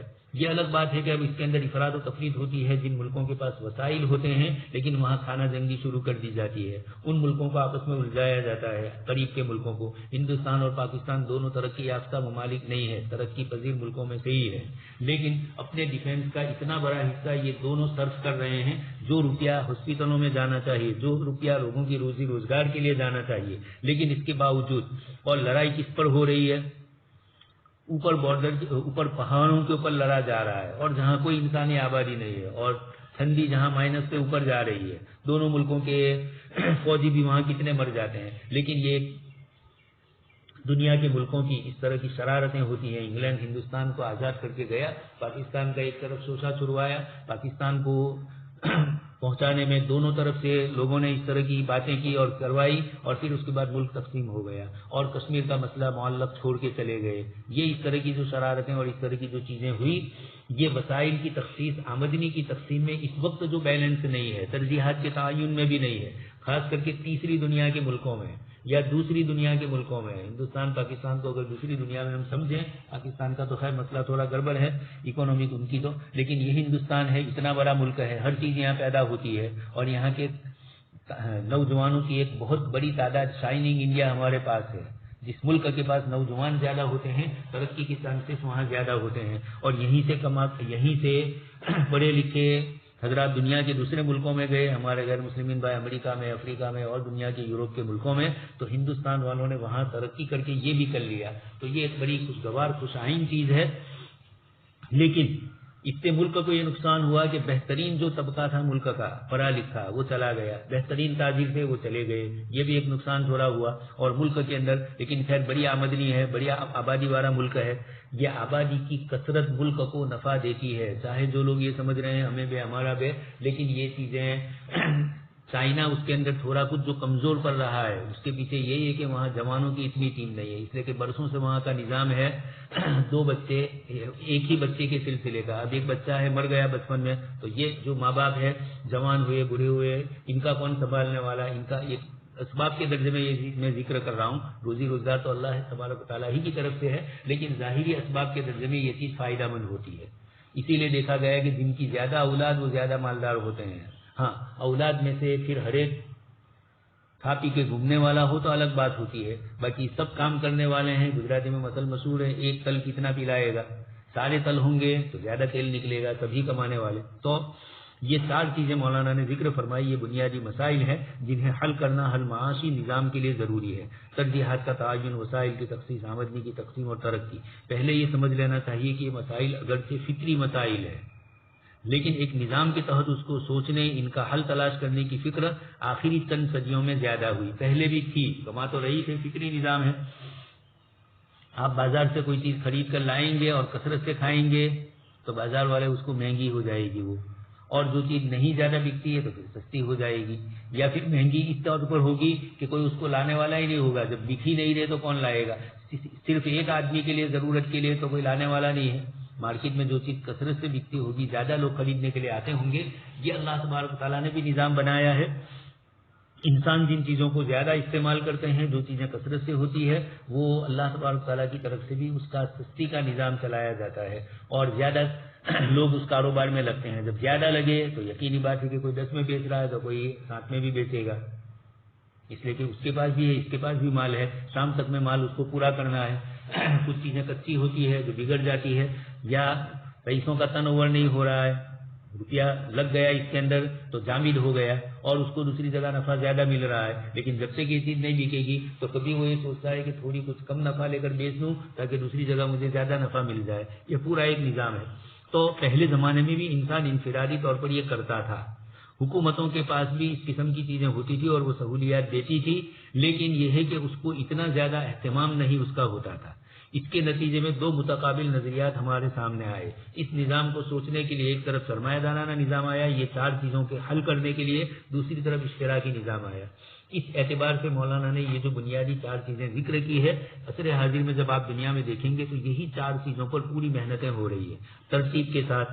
جس کو جتنا جس میں موقع ملا, 4 گویا کی سیڑھیاں ہیں, جس کو پہلی سیڑھی پہ ہی جگہ ملے, آگے چل نہیں سکتا ہے تو وہ پہلی سیڑھی میں محنت کرتا ہے, دوسرا دوسری پہ, اور پھر اس کے بعد چوتھی سیڑھی جو ترقیاتی ہے, اور وہ ترقی یافتہ ممالک یا ترقی یافتہ مالدار لوگ ہی کرتے ہیں، اور یہ چاہتے بھی ہے، اس لیے وہ بیلنس بھی بگاڑ دیتے ہیں اپنی سہولیات کے لیے. جیسے میں نے کہا کہ جن ملکوں میں کچی چیزیں زیادہ پکتی ہے، لیکن اس کے باوجود وہاں سے وہ چیزیں ان ملکوں کو نہیں مل رہی ہے، وہاں کھانا جنگی ہے، وہاں کوئی دوسری چیز شروع کر دی. اس طریقے کی چیزیں انہوں نے کر دی. جب روس سوویت یونین نے یہ ازبکستان، قزاقستان اور اسی طریقے سے افغانستان پر بھی قبضہ کر لیا تھا ان ممالک کے اوپر، تو ان ممالک میں یہ پہاڑی علاقے ہیں. اللہ پاک کا عجیب نظام ہے، جہاں کھیتی باڑی نہیں ہوتی، پہاڑی حصے ہوتے ہیں، تو وہاں زمین کے اندر سے معدنیات ہوتی ہے، نکلتی ہے. بہت سی جگہوں پر ہم نے دیکھا. آسام میں بھی اس طرح کے مسائل آپ دیکھ رہے ہیں. تو اسی طرح جھارکھنڈ میں جن جگہوں میں کھیتی باڑی نہیں ہوتی زمین میں اوپر، یہ سورت ضلع میں ترکیسر، نرولی وغیرہ کا جو علاقہ تھا، لال مٹی، بسراوی، وستان، یہ اس طرح کے جو دیہات ہیں ان سب میں، اور وہاں پر اللہ تبارک تعالیٰ کی طرف سے زمین کے اندر سے چیزیں نکالی گئی. تو اس طریقے کی مختلف قسم کی چیزیں ہوتی ہے. یہ اللہ تبارک تعالیٰ کا نظام ہے. تو سرمایہ دارانہ نظام اس نظام کو معطل کرنے کی کوشش کرتے ہوئے اپنے قبضے میں ان چیزوں کو لینا چاہتا ہے. افغانستان میں بھی اس طرح کی کئی چیزیں معدنیات کے نیچے تھی. سوویت یونین نے قبضہ جب ملک پر کیا، اور یہ لوگ جو اوپر سے نیچے بمباری کرتے ہیں تو صرف انسانوں کو تو مارتے ہی ہیں، لیکن اس کے ساتھ مقصد ہوتا ہے زمین کی تہ میں کیا کیا ہے، زمین کے اندر کیا کیا معدنیات ہے، اس کی بھی محنت کرنے کی کوشش کی جائے. اصل تو اسی پر نظر ہوتی ہے کسی ملک میں. تو یہ کہا جاتا ہے کہ سوویت یونین نے افغانستان پر قبضہ کیا اور ایک پورا دستاویز بنایا کہاں کہاں زمین کے اندر کیا کیا چیزیں ہیں. اس کے بعد اتفاق یہ ہوا کہ بہت جلدی سوویت یونین کا پھر زوال آ گیا. بہت جلدی کا مطلب یہ تیار کر چکے تھے کئی سال میں، اور اب اس کے بعد انہوں نے اس کو رکھا ہی تھا، اور اب اس کے اوپر محنت کرنے چاہ رہے تھے. تھوڑی کچھ چیزیں شروع بھی ہوئی، اور ادھر امریکہ کو بھی معلوم تھا، دنیا کی سپر پاور طاقت وہ بھی، تو کسی طریقے سے یہ چیزیں اپنے قبضے میں لے لے، اس کے لیے اس نے بہت کچھ کیا. اور اسی کے بعد پھر جب سوویت یونین ٹوٹا تو انہوں نے سب سے پہلے کابل کے میوزیم کے اندر جہاں یہ دستاویزات رکھے ہوئے تھے ملک کے پورے نقشے کے ساتھ کہ کیا کیا چیزیں کہاں کہاں ہے، محنت روس نے کی، اور امریکہ اس پر قبضہ کرنے کے لیے آنے کی اس نے کوشش کی. لیکن پھر طالبان کے ساتھ دال اس کی نہیں گلی، دونوں میں معاہدہ نہیں ہو سکا. یہ زیادہ مانگ رہا تھا اور وہ کم دینے پر راضی ہو رہے تھے، اور تو پھر ان کی حکومت بھی گرائی گئی اسامہ کے عنوان سے. یہ دنیا بھر میں مجھے یہ بتلانا ہے کہ یہ ترتیب تو ہے ان کے یہاں 4 چیزیں، لیکن اس کے حصول کے لیے جو ذرائع اپنا رہے ہیں یہ انسانوں کو تباہ و برباد کرتے ہیں. فطری طور پر اگر ان طریقوں کو اپنائے تو سب کو کھانا ملے، لیکن یہ چاہ رہے ہیں کہ سب کچھ ہم ہی لے لیں. یہی دنیا بھر میں اس وقت ہو رہا ہے. خیر، تو یہ سرمایہ دارانہ نظام کیپیٹلزم، اس نے اس مسئلے کو کس طرح حل کیا ہے آگے مولانا اسی پر گفتگو کرتے ہیں. سرمایہ دارانہ نظام کا کہنا یہ ہے کہ ان چاروں مسائل کو اب آپ سمجھ لیجئے کہ اس وقت دنیا میں جتنے ممالک ہیں سب کے سب سرمایہ دارانہ ہیں. اب کمیونسٹ نظام دنیا سے ختم ہو گیا، کچھ اس کے آثار باقی ہے اگر روس میں، تو اب وہ روس بھی وہ روس نہیں رہا ہے. پھر دوبارہ پوتین آیا ہے تو پھر وہ بھی یہی چاہ رہا ہے کہ سوویت بناؤ اس کو میں. تو اب انہوں نے بھی اس طرح کی حرکتیں شروع کر دی. یورپ کے ملکوں میں بھی، امریکہ، یورپ ہے، انگلینڈ اور فرانس، جب دنیا بھر میں ان کی حکومتیں تھی تو اس وقت انہوں نے بھی ایسا کیا تھا. اس وقت امریکہ اور اسرائیل بھی یہی چاہ رہے ہیں. تو سرمایہ دارانہ اب دنیا میں سب جگہ پر سرمایہ دارانہ نظام آ گیا. کمیونسٹ نظام جب ٹوٹ گیا تو سرمایہ دارانہ نظام نے یہ اعلان کیا کہ دیکھیے ہمارا نظام ہی صحیح ہے. یہ عجیب بات ہے، دوسرا نظام ٹوٹا، اس کے ٹوٹنے پر آپ اپنے لیے فخر کر رہے ہیں. وجہ یہ ہے کہ دوسرا اچھا نظام جو اسلامی ہے وہ دنیا میں نافذ نہیں ہے. اگر وہ دنیا پر نافذ ہوتا تو سرمایہ دارانہ نظام کو لوگ کب سے بھول جاتے ہیں. لیکن دنیا کا نظام اس طرح رکھا ہے کہ اسلام کا نام آئے تبھی اس کے اوپر بریک لگائی جائے، ان حکومتوں کو گرایا جائے، تاکہ دنیا بھر میں جو سودی نظام چلانے والے اپنے سود سے فائدہ اٹھا رہے ہیں ان کے لیے یہ سب سے بڑا خطرہ ہے. دنیا کی یہ بینکیں جو سودی نظام سے چل رہی ہے اور جو بینکروں کا گروپ ہے ایلومینیٹی، یہ چاہ ہی نہیں رہے کہ دنیا میں اسلامی نظام نافذ ہو. اس لیے نہیں کہ اسلامی نظام، اس لیے کہ ان میں ان کو اپنا خطرہ محسوس ہو رہا ہے، اپنی روزی روزگار جو دنیا بھر سے لوٹ رہے ہیں یہ ختم ہو جاتا ہے. اچھا، تو سرمایہ دارانہ نظام ان 4 مسائل کو کیسے حل کرتا ہے؟ ان کو حل کرنے کا ایک ہی طریقہ ہے. یہ ظاہر میں تو بولا جا رہا ہے لیکن صرف اتنا ہی نہیں ہو رہا ہے. میں نے ابھی جو اشارے کیے اس طرح کی چیزیں بھی اس میں شامل ہے. ہر انسان کو تجارتی اور صنعتی سرگرمیوں کے لیے آزاد چھوڑا جائے. یہ ایک فرق ہے سرمایہ دارانہ نظام اور کمیونزم نظام میں. کمیونزم میں حکومت کی تحویل میں ساری چیزیں ہوتی ہے، ایسا ہی تھا روس کے اندر، اور اسی نے روس کو تباہ کیا.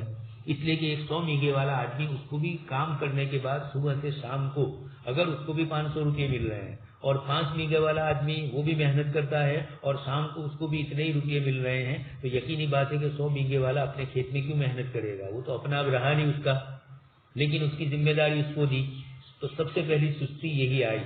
روس نے جہاں مار کھائی وہ یہ ازبکستان، قزاقستان، تاجکستان کے ملکوں کے اندر، اور اس طرح کے گیس والے جو ممالک تھے ان ملکوں میں انہوں نے جو کمیونسٹ نظام نافذ کیا، اس کے نتیجے میں ہر آدمی سست پڑ گیا۔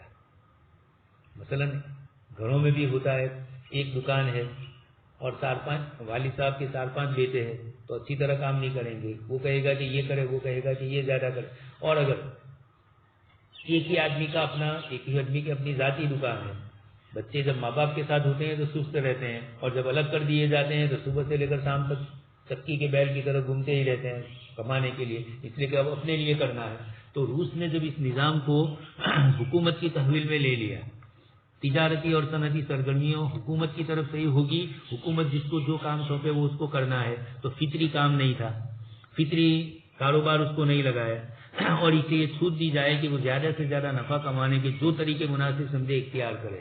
دوسری بات سرمایہ دارانہ نظام اور اسلام کا فرق، پہلے میں تو اسلام اور سرمایہ دارانہ نظام دونوں ساتھ ہے۔ اسلام نے بھی فرد کی آزادی کو تسلیم کیا ہے، انفرادی ملکیتوں کو اسلام نے قبول کیا ہے، اس لیے جو کچھ محنت انسان کرے گا وہ اس کا مالک ہوگا، مرد ہو یا عورت ہو دونوں مالک بنتے ہیں۔ اسلام میں یہ دونوں چیزیں تھیں۔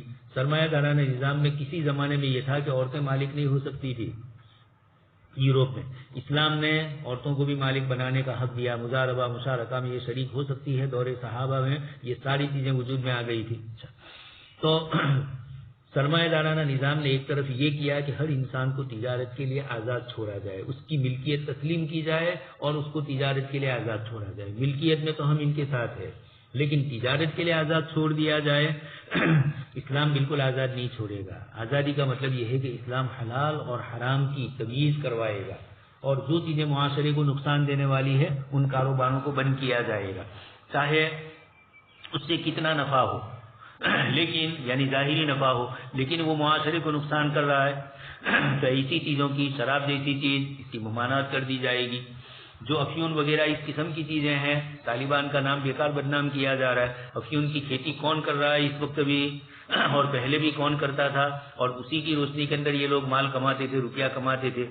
جیسے ہندوستان میں آپ دیکھ رہے ہیں، اگر کسی نے شراب کا دھندا بند کر دیا، شراب پر ریٹ پڑتی ہے، دھندے بند کرتے ہیں، تو پولیس والے ہی کہتے ہیں کہ دھندا شروع کرو تاکہ کچھ نہ کچھ آمدنی تو ہمیں ملے۔ اس طرح بہت سارے کاروبار میں رات دن اخبارات میں یہ اور سوشل میڈیا میں یہ خبریں آتی ہی رہتی ہے۔ تو کبھی کبھار یہ سب کی سب وہ چیزیں ہیں جو فطری نہیں ہے، انسان کی دخل والی ہے۔ اس لیے سرمایہ دارانہ نظام نے نام تو فطریات کا دیا، لیکن زیادہ سے زیادہ اس کے اندر غیر فطری امور کو انجام دیا، ظلم اور زیادتیاں کی۔ اس لیے کہ اسلام نے جو فطری کا لفظ کہا، فطری کا مطلب یہ ہے کہ اس کے اندر کوئی کسی کو دوسرے کو نقصان نہ پہنچائے، لیکن یہاں یہ ہو رہا ہے۔ اس سے معیشت کے مذکورہ 12 مسائل آپ ہی آپ حل ہو جاتے ہیں۔ یعنی یہ کہتا ہے سرمایہ دارانہ نظام، ایک تو آگے سب کا فرق آ رہا ہے، اس لیے میں زیادہ نہیں بول رہا ہوں، آگے حضرت مولانا خود ہی اس کو ذکر کرتے ہیں۔ یہاں تو ابھی سرمایہ دارانہ نظام کے اصول اور ضابطے ان کے یہاں جو ہے، جو چاہے غیر اسلامی ہے لیکن ان کے یہاں ہے، تو تعارف کے طور پر مولانا اس کو پیش کر رہے ہیں۔ گویا سرمایہ دارانہ نظام یہ کہتا ہے کہ طلب و رسد کا نظام ہی سب کا حل ہے۔ طلب و رسد کے نظام کا کیا مطلب؟ سپلائی اور ڈیمانڈ۔ کسی جگہ پر لوگ کوئی چیز، مولانا نے نیچے مثال دی ہے برف کی، انسانوں کی ضرورت جتنی ہوتی ہے اس کے مطابق مارکیٹ کے اندر چیز ملتی ہے تو چیز کی قیمت تھوڑی معتدل ہوتی ہے، لیکن اگر انسانوں کی جو طلب ہے اس کے مقابلے میں وہ چیز مارکیٹ میں نہیں مل رہی ہے، کم مل رہی ہے، تو یقیناً کم روپے والے انسان بیچارے خرید نہیں سکتے، ان کے پاس پیسہ کم ہے، اور زیادہ روپے والے ہیں وہ اس کو خرید لیں گے، اس کے نتیجے میں مہنگائی پیدا ہوگی۔ تو اب اس کو کنٹرول کرنا ہوتا ہے۔ اب اگر مارکیٹ کے اندر برف کی ایک گاؤں کے اندر 5-6 دکانیں ہو گئی، یقینی بات ہے کہ برف کی قیمت میں کمی آ جائے گی، بلکہ اعتدال سے بھی نیچے اتریں گے۔ تو یہ طلب و رسد کا نظام ہوا۔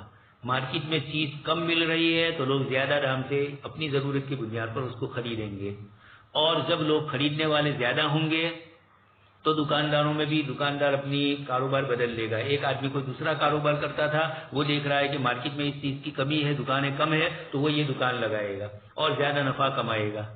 تو لوگوں کی طلب پر, لوگوں کی ڈیمانڈ کے اوپر سپلائی والے بھی سپلائی اس طریقے سے کریں گے, رسد بھی اس طرح ہوگی.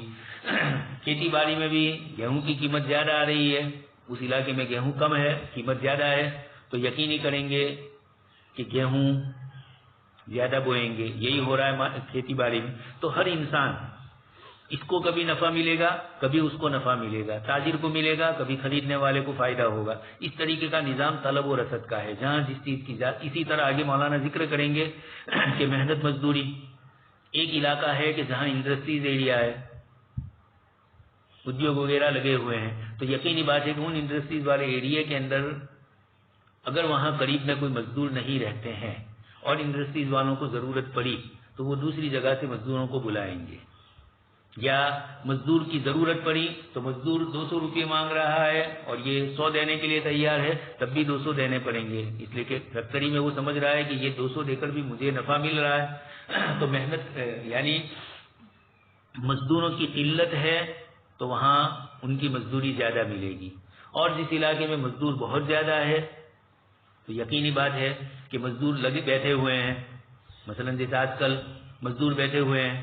اب یہ جب لینے والا جائے گا ٹھیکے والا تو کوئی کہے گا کہ میں 200 روپے میں آ رہا ہوں, دوسرا سوچے گا کہ یہ 200 کے لیے تیار نہیں ہے, یا خود ہی وہ 200 پہلے کہے گا اور مارکیٹ وہی 200 کی چل رہی تھی, لیکن یہ دیکھ رہا ہے کہ اس وقت مزدور زیادہ ہے اور کام کم ہے تو مزدور 100 روپے میں بھی راضی ہو جائیں گے. وہ بیچارہ سوچے گا کہ یہاں بیٹھے بیٹھے کیا ہوگا, شام تک میں 100 روپے بھی تو مجھے ملیں گے, حالانکہ 200 ملتے تھے لیکن 100 بھی مجھے ملیں گے, تو یہ اس طریقے سے مزدوری کرے گا. تو طلب و رسد کا فطری نظام تو یقیناً اچھی چیز ہے, لیکن طلب و رسد کو جب انسانی مصنوعی نظام بنا دیا جائے اور اس کے نتیجے کے اندر جیسے آج کل دیکھ رہے ہیں دوسرے علاقوں سے مزدور آتے ہیں اور اس علاقے کے لوگ کام کرنا نہیں چاہتے, یا کرتے ہیں تو اتنا اچھا نہیں کرتے ہیں.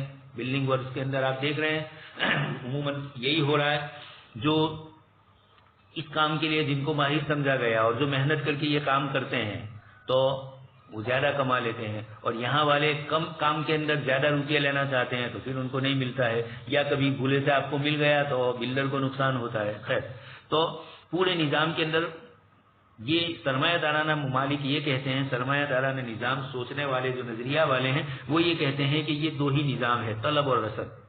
جس علاقے میں یہ چیز کی ضرورت ہوگی وہاں ایک کو فائدہ ہوگا, جس علاقے میں دوسری چیز ہوگی وہاں دوسرے کو فائدہ ہوگا.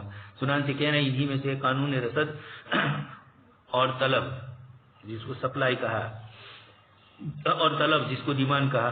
رسد کسی بھی سامان تجارت کی اس مجموعی مقدار سے عبارت ہے, یعنی نام ہے جو بازار میں فروخت کے لیے لائی گئی, مارکیٹ میں جو چیز آئی. اور طلب خریداروں کی خواہش کا نام ہے. مچھلی زیادہ آ گئی اور خریدنے والے مچھلی کو کم ہے تو یقینی بات ہے کہ قیمت اس کو کم کرنی پڑے گی, اور اگر لینے والے زیادہ آئے ٹوٹ پڑتے ہیں من و تلوا سمجھ کر, اور پھر اس کے بعد جو قیمت آئی وہ دے دیتے ہیں. خیر یہ تو ضروریات میں سے نہیں ہے, یہ تحسینیات میں سے ہے, جو قیمتیں اس کی دی جاتی ہے وہ. اب طلب و رسد کا قدرتی قانون یہ ہے کہ بازار میں جس چیز کی طلب و رسد کے مقابلے میں زیادہ ہوگی اس کی قیمت گھٹ جائے گی. رسد زیادہ ہے, مارکیٹ میں چیز زیادہ آ گئی ہے اور لینے والے کم ہے تو کتنے دن تک وہ سنبھالیں گے, خود بخود قیمت کم کرنی پڑے گی. اور جس چیز کی طلب اس کی رسد کے مقابلے میں بڑھ جائے, لینے والے زیادہ آ جائیں تو اس کی قیمت بڑھ جاتی ہے. یقینی بات ہے, رات دن دنیا میں دیکھتے ہیں. مولانا نے اسی کی مثال کی جو میں پہلے کہہ چکا ہوں, گرمی کے موسم میں گرمی زیادہ ہونے لگے, بازار برف میں خریدار زیادہ ہو جائیں بازار برف کے, تو برف کی طلب بڑھ گئی اور اس کے نتیجے کے اندر برف کی مجموعی پیداوار جو مارکیٹ میں آ رہی تھی اس کے مقابلے کے اندر کم ہو گئی, یعنی خریدنے والے زیادہ ہو گئے.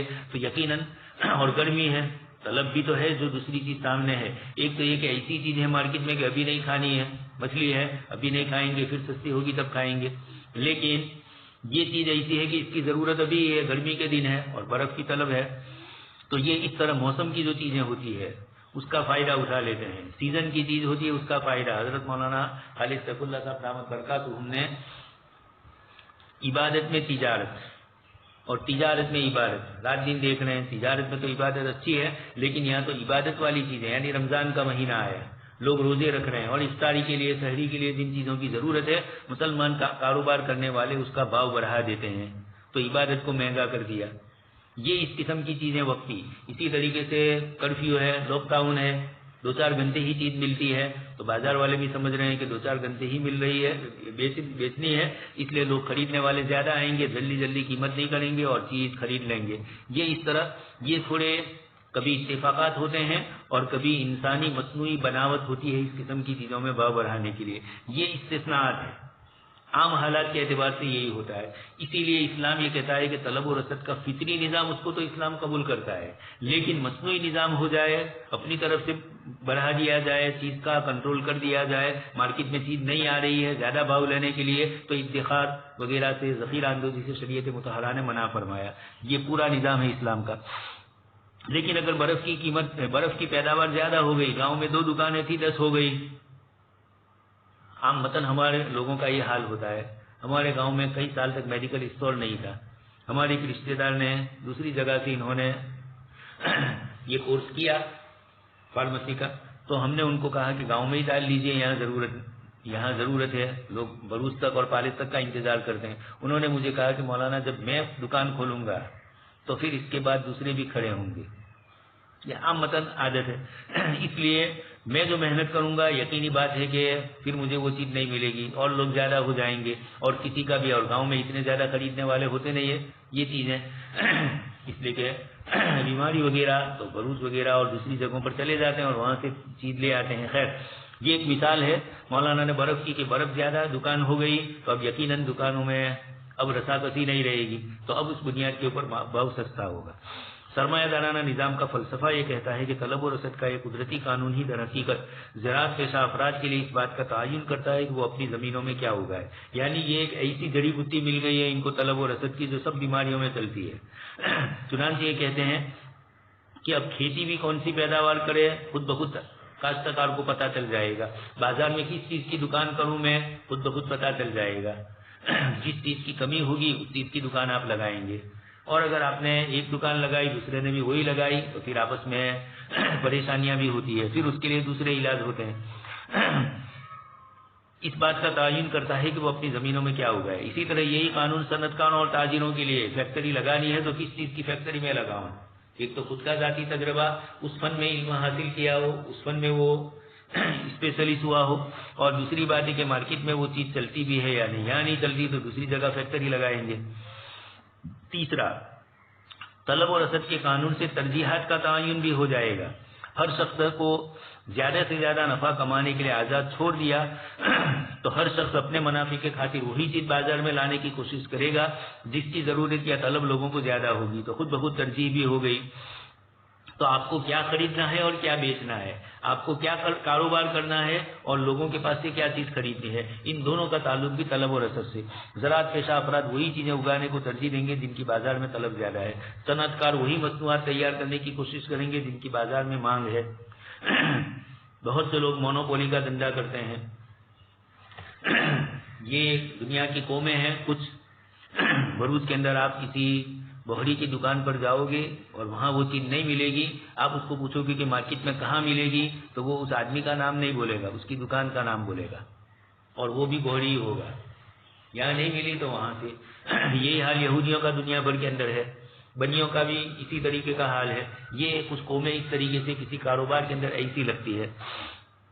خیر, تو زراعت پیشہ افراد بازار میں طلب زیادہ ہے, صنعت کار مصنوعات کو بازار میں جس کی مانگ ہوگی یہی کریں گے. ہر طرف سے جب اس طریقے کی چیزیں ہوگی تو یہ ترجیحات کا بھی تعین اس طریقے سے ہو گیا. وسائل کی تخصیص یہ بھی کس طریقے سے حل ہوگی اس کو بھی آگے ذکر کریں گے. اور اس کے بعد آمدنی کا مسئلہ, یہ چاروں مسائل کو کس طرح حل کرتے ہیں. وسائل کی تخصیص سن لیجیے. اس کا تعلق بھی در حقیقت ترجیحات کے تعین ہی سے ہے. جب کوئی شخص ترجیحات کا باقاعدہ تعین کر لیتا ہے اسی حساب سے موجودہ وسائل کو مختلف کاموں میں لگاتا ہے. لہذا طلب و رسد کے قوانین جس طرح ترجیحات کا تعین کرتے ہیں وسائل کی تخصیص کا کام بھی اسی طرح, اس لیے کہ دونوں ایک دوسرے سے لگے ہوئے ہیں.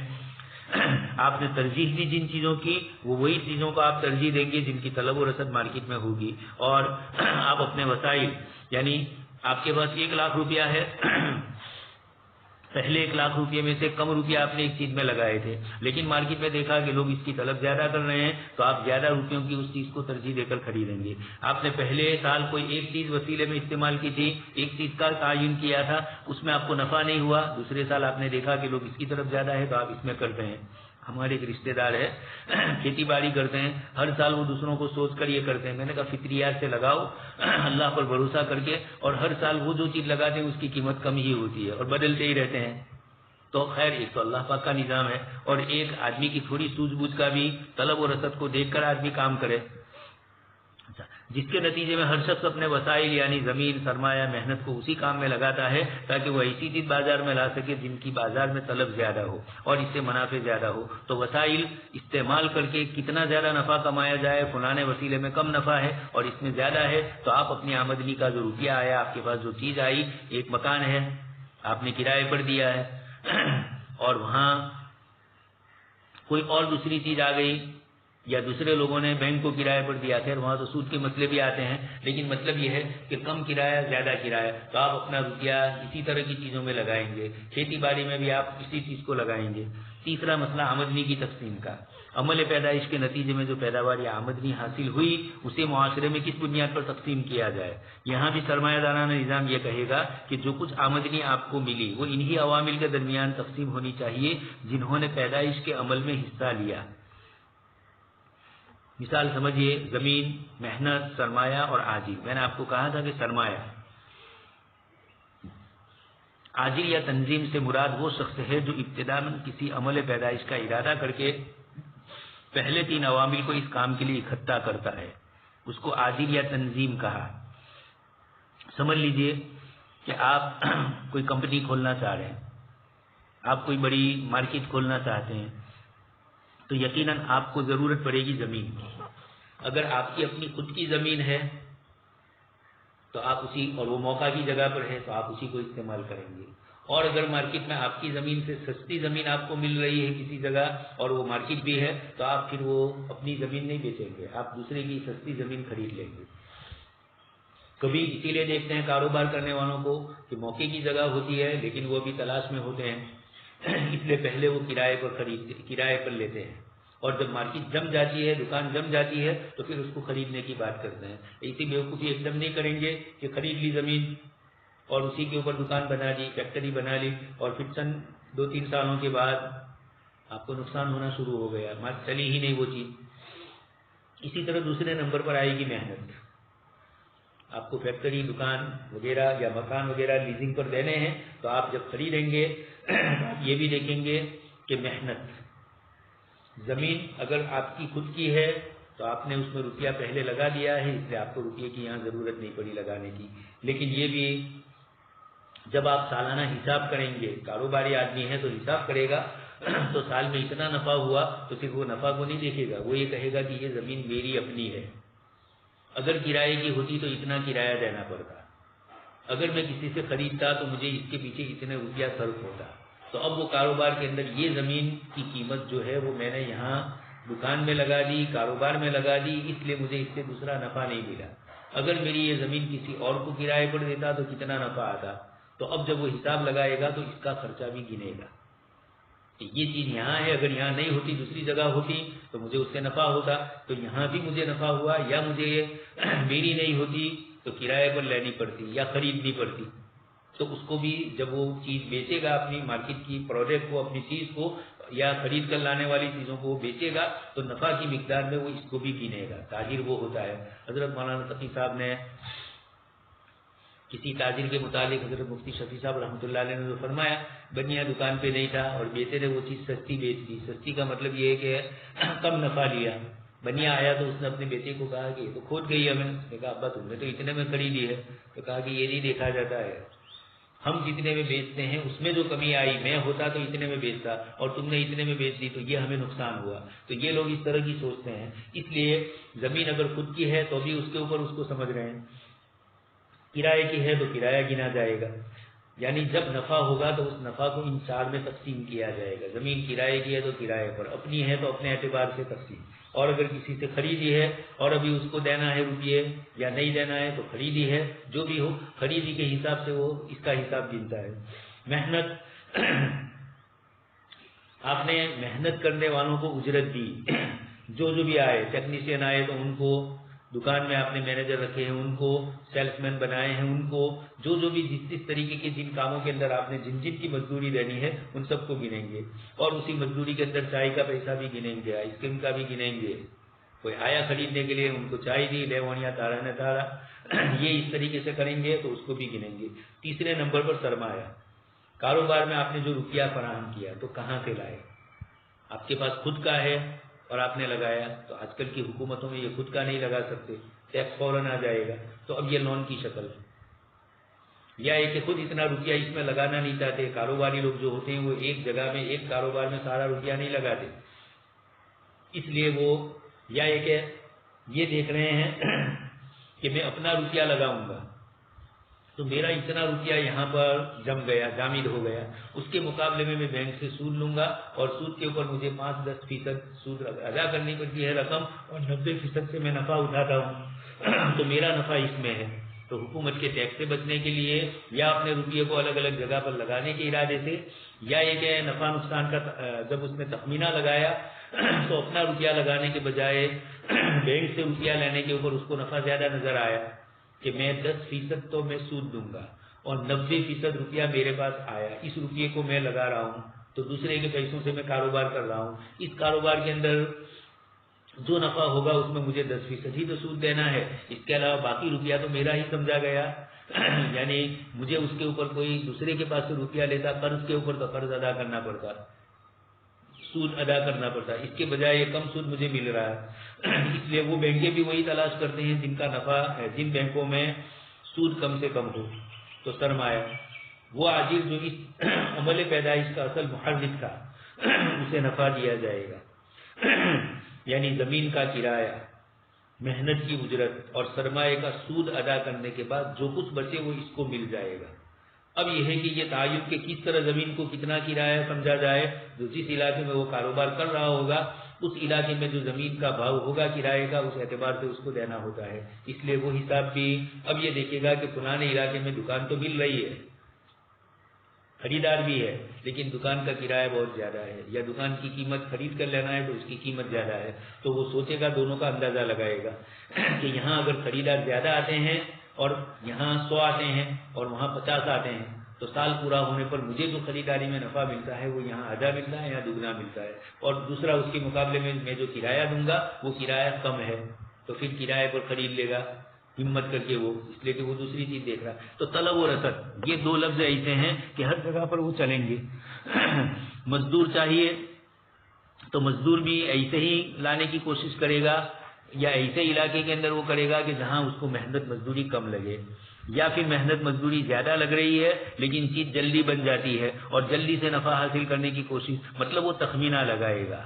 تو طلب و رسد کا نظام بھی اور تخمینہ یہ دونوں مل کر اس طرح کرے گا۔ آگے تیسری مثال بھی دینا ہے، کارخانہ والا لگانے کی مشینری اور خام مال وغیرہ خریدنے کے لیے سرمایہ کی ضرورت ہے، اب یا تو اپنے روپیے سے لگائے تو حکومت کے ٹیکس آتے ہیں تو پھر سود، اب سود کون سی بینک سے لے جس کا کم شرح سود ہو، کم سود لیتا ہو، اس طریقے سے کرے گا۔ بینکیں بھی دینے کے لیے بیٹھتی ہے تو بینکیں بھی کئی بینکیں ہوتی ہے تو ہر بینک آپ کو سہولت دینے کے لیے تیار ہے کہ آپ ان کے پاس سے لے جاؤ، اس لیے کہ ان کو سود مل ہی نہیں رہا ہے، کوئی روپیہ لے ہی نہیں جا رہا ہے، تو یقینی بات ہے کہ وہ اس طریقے سے کریں گے، وہ خود آپ کو لالچ دیں گے۔ تو طلب و رسد۔ چوتھا ترقی کا نظام، معیشت میں اس میں بھی ضرورت ہوتی ہے کہ اپنی پیداوار کو ترقی دے اور اس کو کمن و کیفن اضافہ کرے۔ سرمایہ دارانہ نظام کے فلسفے کے مطابق یہ مسئلہ بھی اسی بنیاد پر حل ہوا کہ ہر شخص کو سب سے زیادہ نفع کمانے کے لیے آزاد چھوڑا جائے، تو پھر طلب و رسد کے قدرتی قوانین خود بخود اس کو آمدہ کریں گے۔ اب یقینی بات ہے ایک آدمی کے پاس 1 کروڑ روپیہ ہے اور وہ اپنے کاروبار میں لگا رہا ہے، اور ایک کے پاس 100 کروڑ روپے ہیں، تو 100 کروڑ والے کو زیادہ، تو ترقی ہوتی جائے گی، اس طریقے سے روپیہ آتا جائے گا اور ترقیات ہوتی جائے گی۔ سبحان اللہ بحمدہ، سبحانک اللہم و بحمدک، نشہد ان لا الہ الا انت، نستغفرک و نتوب الیک۔